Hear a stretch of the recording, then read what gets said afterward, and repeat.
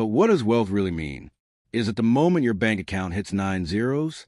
When your name echoes in boardrooms across continents? Or when you can fly halfway around the world just to sleep in your own bed? If that's the definition, then I was wealth ready years ago. I built a company worth $20 billion. I own 5 homes scattered across the globe, 3 private jets, a yacht that could host a small nation, and a garage so vast I could change cars like outfits. I didn't just travel, I arrived. I didn't just spend, I indulged. I didn't just succeed, I dominated. But here's the truth no one tells you. Success has a shadow, and mine swallowed everything that mattered. I was always working, always chasing, always building. My wife tried to reach me, through arguments, through silence, through tears. I silenced her with diamonds and designer bags. I thought gifts could substitute presents. I thought luxury could mask neglect. As for my son, I missed his games, his milestones. As his voice changed, I wasn't there to notice the difference, as I was always chasing more money. I promised I'd be there. I wasn't. I told myself I was doing it for them, but really, I was doing it for me, for the thrill, for the next deal, for the applause. I built a $1 billion home, but it echoed with emptiness. I networked on golf courses while my family unraveled. I was surrounded by people, yet lonelier than ever, because the thing about success is, it's addictive. You keep wanting more, and more, and more, until one day you look up from your empire and realize love left. My wife, my son, gone. So again I ask, what does wealth ready mean? If it means being prepared to lose everything that truly matters, then yes, I was ready. It was always the next meeting, the next flight, the next country. My life had become a blur of time zones and boardrooms, hotel lobbies and private lounges. I knew the scent of jet fuel better than my wife's perfume. I could recite quarterly earnings in my sleep, but I couldn't remember the last time my wife Tyra laughed in my presence. That morning, I was in my New York office, top floor of a glass and steel skyscraper that pierced the clouds like ambition itself. The city below pulsed with light and movement, a living mosaic of dreams and desperation. My office was a cathedral of power, a mahogany desk polished to a mirror shine, chair molded to my posture, floor-to-ceiling windows framing the skyline like a painting. The Empire State Building stood proud in the distance, but even it looked small from where I sat. And then I saw it, an envelope, cream-colored, no logo, no stamp, just my name, handwritten in a script I hadn't seen in months. I opened it, divorce papers. Tyra. My breath caught. The room, once so grand, felt like it was closing in. The hum of the city faded. All I could hear was the echo of silence, the kind that follows a door closing for the last time. I stared at the signature. Her name, Tyra James. Still mine, but not for long. Memories flooded in like a broken dam. We met at a bookstore. She was reading a novel about love and loss, and I was pretending to care about poetry. Her smile was quiet, but it lingered. We dated in diners, walked in parks, danced in kitchens. When we married, she wore her mother's wedding dress, redesigned with lace she stitched herself. It wasn't expensive, but it was perfect. 6 months later, she was pregnant. We didn't have much, but we had joy. We had hope. We had each other. Tyra never cared for wealth. She didn't ask for diamonds or designer bags. She wanted security. For our son, Chris, she wanted presence. She wanted love. Q and I gave her absence. I gave her silence wrapped in luxury, promises wrapped in meetings, a life wrapped in loneliness. Now, she was unwrapping herself for me.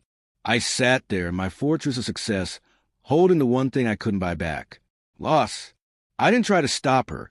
I had climbed the ladder I dreamt of, and my world was now small. Tyra was part of that world once. Now she's gone. And so I continued. Work became my refuge, my distraction, my excuse. I filled my calendar with meetings, deals, and travel. Not because I had to, but because I couldn't bear the silence that waited at home. I ate alone. I flew alone. I slept in cities I barely remembered. My $1 billion home, once a symbol of triumph, now echoed with emptiness. Marble floors, crystal chandeliers, heated pools, but no laughter, no footsteps, no warmth, no family. Sometimes I'd do an interview, Forbes, Bloomberg, the usual. They'd ask about my success, my vision, my empire. I'd smile, say something clever, and move on. I was invited to conferences, summits, and galas. I chose only the ones that felt worth the money. Not the meaning, just the money. I became arrogant, detached. The staff at my company barely saw me. I had my own entrance, private elevator, biometric access, top floor. I didn't walk through the halls. I didn't greet anyone. I was a ghost in a tower of glass. My office was still immaculate. The skyline still glittered. But I no longer saw the city. I saw a reflection of myself. Alone, elevated, untouchable. I lived in a world where it was about me, only me. And the higher I climbed, the smaller everything else became. I needed to escape. The city had become too loud, too full of noise that didn't speak to me. So that's when I decided to drive to my cabin in the woods, tucked miles away from the buzz and brilliance of New York. I hadn't driven in years. There was always a chauffeur, always a schedule. But that night, I wanted solitude, control, silence. The road stretched long and winding, slick from a recent rain. The asphalt shimmered under the fading light, like a mirror reflecting the sky's melancholy. Trees lined both sides, tall and still, their branches whispering secrets to the wind. The sun was dipping low, bleeding orange and gold into the horizon. It was peaceful, almost sacred. I was alone, just me and the hum of the engine. Then it happened. A truck, out of nowhere, barreling toward me. I saw it too late. Headlights like eyes, wide and wild. The impact was thunderous. Glass shattered. Metal screamed. My SUV spun, twisted, crumpled, and then darkness. Silence. I could hear something faint. A voice. The truck driver, calling out. I tried to respond, but my lips wouldn't move. My body wouldn't move. Then I saw it. Me, still in the car. But I was outside of it, floating, watching. What's happening? The driver was pacing, phone in hand, panic in his steps. I hovered above the wreckage, weightless, breathless. The world felt distant, muted, like I was caught between two realms. Am I dead? I asked myself, but there was no answer.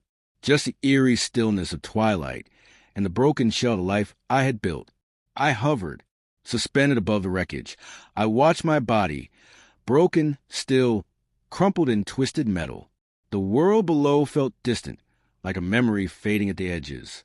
Then something pulled me upward, not violently, not urgently, just gently, like a whisper guided me home.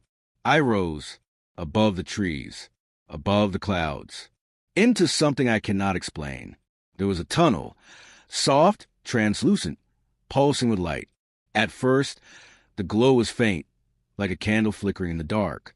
But as I moved forward, it grew, brighter, warmer, alive. And then I was there. Heaven, or something like it.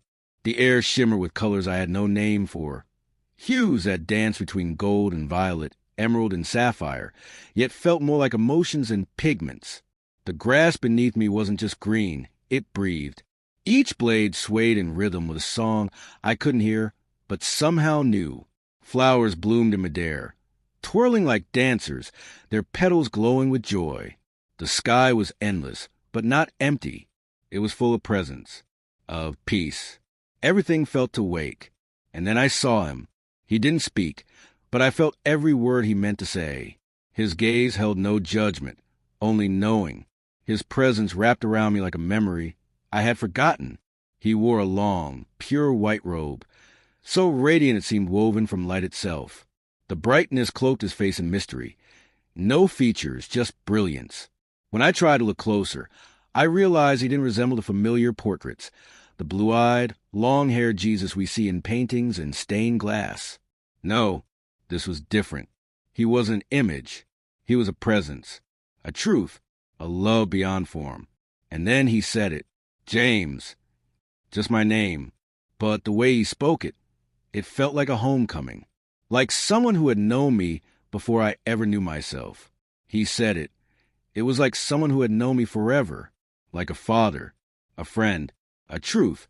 I felt love, not the kind I had bought or neglected, not the kind I had lost, but the kind that had waited, patiently, quietly, eternally. I had forgotten what love felt like, until now. Come, he said, his voice like wind through leaves, gentle, steady, undeniable. I want to show you something. In an instant, we were no longer in the meadow of light. We stood in a vast chamber, endless, weightless, sacred. The walls shimmered like gold stardust, and in the center floated a scroll, suspended in midair. It was massive, ancient, yet untouched by time. He didn't open it. He didn't need to. The scroll opened itself, and my life unfolded before me. There I was, 5 years old, wobbling on my first bicycle. My father's strong hands gripped the seat, steadying me, running beside me so I wouldn't fall. I could hear his breath, his laughter, the pride in his voice when I finally pedaled on my own. Then my mother, kneeling beside me on my first day of school, smoothing my collar, whispering that I'd be okay. I looked nervous, clutching my lunchbox like a lifeline. She kissed my forehead and waved until I disappeared through the school gates. I saw my father again, working long hours, his hands calloused, his back bent. Yet every weekend, he took me fishing. He never missed it. He made time. Then came Tyra, our wedding day. She wore her mother's dress, redesigned with lace she stitched herself. We didn't have much, but we had joy. I saw myself holding her hand, promising forever. Then Chris. The first time I held him, I wept. His fingers curled around mine like he already knew me. I promised to protect him, to be there. But then the scroll darkened. I saw myself buried in work, missing birthdays, skipping dinners, silencing Tyra's pleas with gifts. I watched myself ignore Chris's games, his questions, his growing distance. Then my father, alone after my mother passed. I stopped visiting, said I was too busy. I used his inheritance Mom had left to start my company, telling myself he didn't need much. I watched as I moved him to a care home. It was easier for me. I visited once every 6 months, sometimes less. I saw my best friend, calling me, desperate. I didn't answer. I was in a meeting. I saw one of my employees, humble, loyal, begging me to co-sign a loan.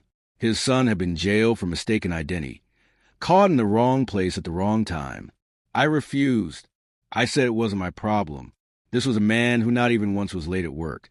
Did his work diligently. This was the first time he came to the top floor. Then came moments I didn't even remember because I was too focused on making more money.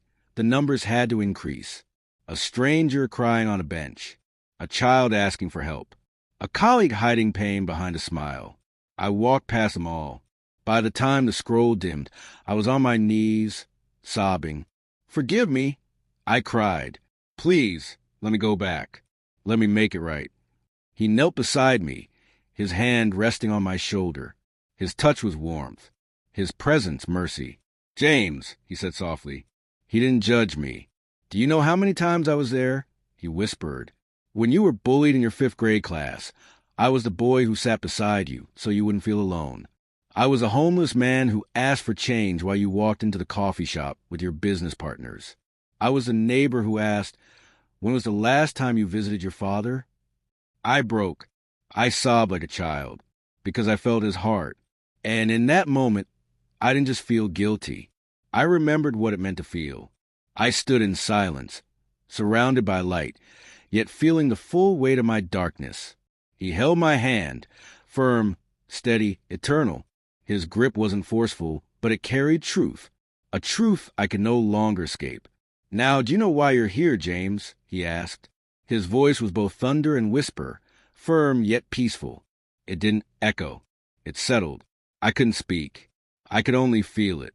"Your wealth made you forget yourself," he continued. "What does wealth really mean to you?" The question pierced me, not like a blade, but like a mirror. I saw myself reflected in it. The man who had everything, yet gave nothing. the man who hoarded abundance while others begged for crumbs. I had convinced myself that helping others would cost me something, but the truth was, it wouldn't have made a dent. I just wanted more, always more. I gave you that wealth, James, he said, but you kept it to yourself. His words hit me like a brick to the chest. I staggered inside. Shame flooded me. The people around you needed help. Do you understand that the very same wealth can disappear in one night? I nodded, trembling. I gave you a family, he said, and you never took care of them. You were meant to be the head of your home, as I am your head. Then he spoke the verse. But I want you to understand that the head of every man is Christ. The head of a wife is her husband, and the head of Christ is God. 1 Corinthians 11, verse 3. You failed your wife and son, James. You failed me. I collapsed, not physically, but spiritually.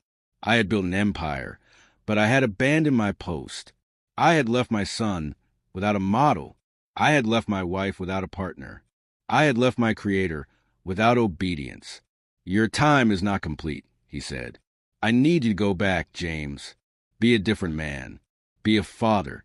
Your son doesn't know how to be a man. He needs you. I sobbed. I didn't want to go back. Not to the noise. Not to the greed. Not to the world I had helped break. But I felt it. My body is being pulled. The light is dimming. The peace is fading. And then machines beeping. Voices shouting. His back. His back. Someone cried. I opened my eyes. Blinding hospital lights. Doctors rushing. A nurse gripping my wrist. Mr. James. One doctor said, breathless. You were in a terrible accident. You died on the way to the hospital. For 30 minutes, you were gone. He paused, staring at the monitor. This is a miracle. You were declared dead on arrival. And now your heart rate, it's stable. You're back. I blinked. I was back. Back in this world I had once left behind. I didn't want to be here. Not like this. But something had shifted. I wasn't the same person who had slipped away. There was a reason I had returned. I could feel in the marrow of my bones, in the quiet hum beneath my skin. If only these doctors knew where I had been. If only they could see what I had seen. They knew I had died. That much was written in their charts, whispered in the hallways, etched into the stunned expressions they wore when I first opened my eyes. But none of them knew the truth. None of them knew I had been to heaven. And as I lay there, surrounded by machines and murmurs, I wondered, would they ever believe me? The news spread like wildfire. The man who had everything, power, wealth, legacy, had returned from the dead. Headlines called it a miracle. Investors called it a resurrection. But I knew better. This wasn't a comeback. It was a calling. My driver arrived the next morning, eyes wide with disbelief, voice trembling as he greeted me. But I barely heard him. The world I had built, the empire, the boardrooms, the endless chase for more, felt like dust in my hands. I had seen eternity. And now I have work to do. The assignment burned in my chest like a sealed scroll, waiting to be opened. I didn't know all the details yet, but I knew this.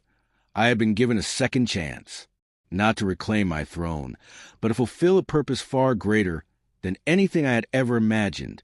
And whatever it was, it had already begun. I was discharged in no time. No explanations, no extended evaluations. Just quiet nods and cautious glances, as if the hospital itself didn't want to hold me any longer. James, my driver, was waiting outside.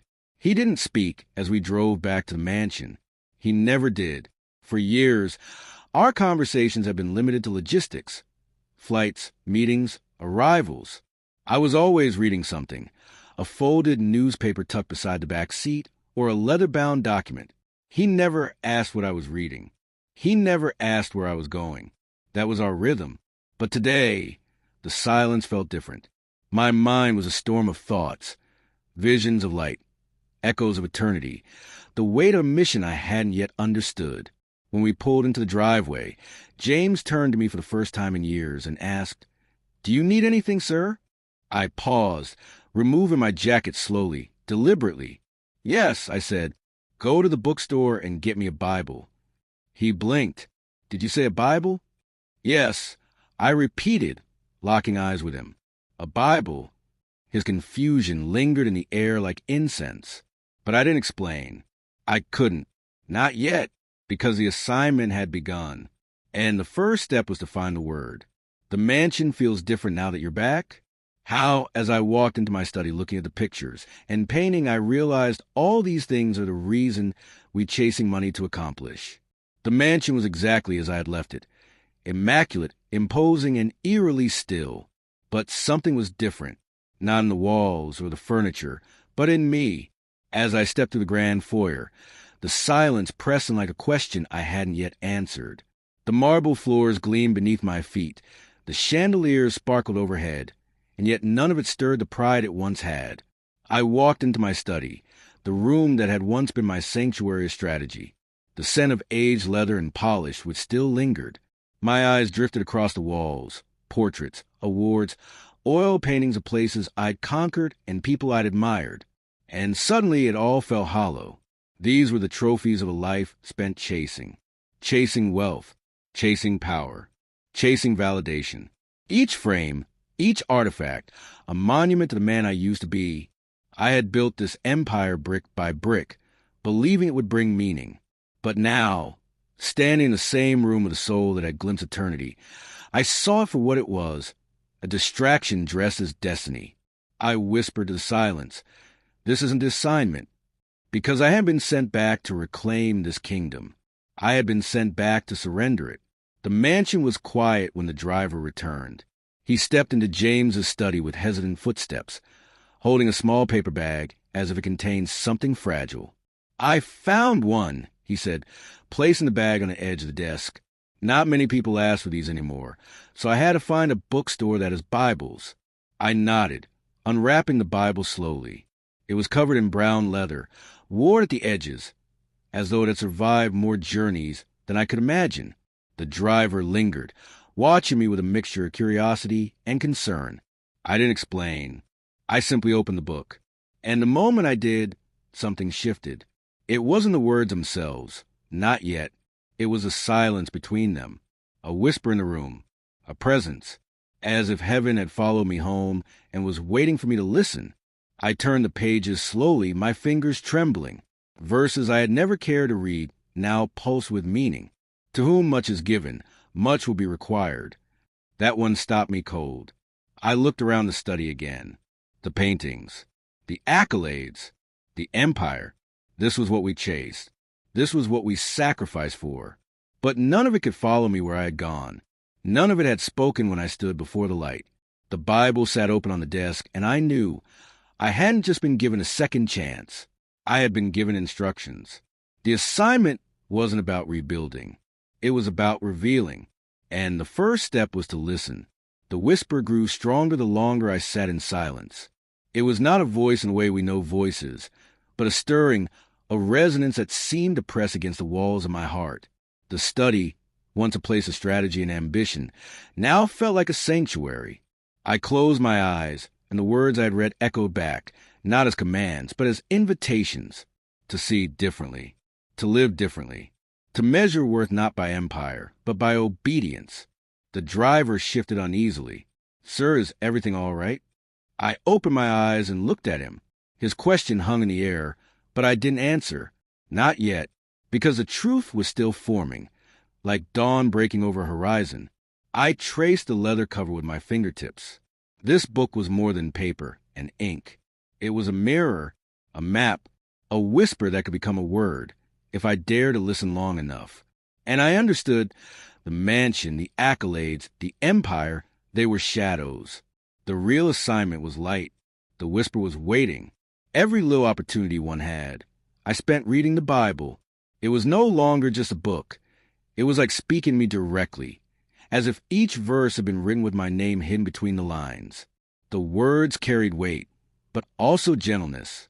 They corrected me, comforted me, and reminded me of what mattered most. In the days that followed, I began with the hardest step, correcting my mistakes. First with my wife, then with my son. My son's eyes lit up when he saw me making the effort. He didn't need speeches or promises.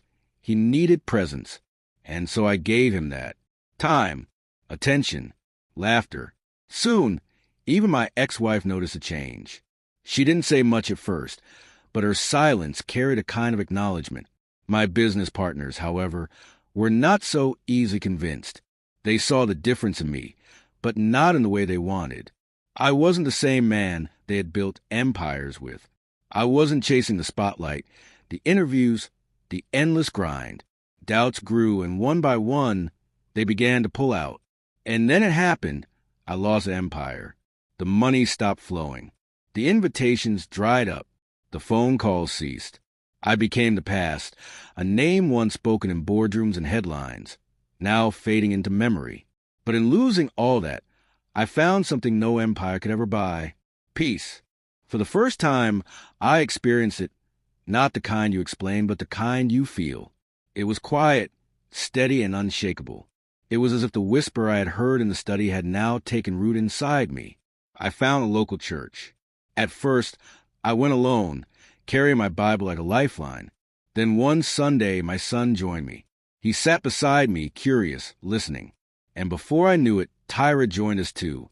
We became close again, not through wealth or success, but through something deeper, through shared silence, shared prayers, shared peace. The empire was gone, but the whisper remained. And it was enough. As days stretched into weeks, and the weeks into months, the Bible remained my companion. Its pages worn from my hands turned them over and over. Each verse was no longer just ink on paper.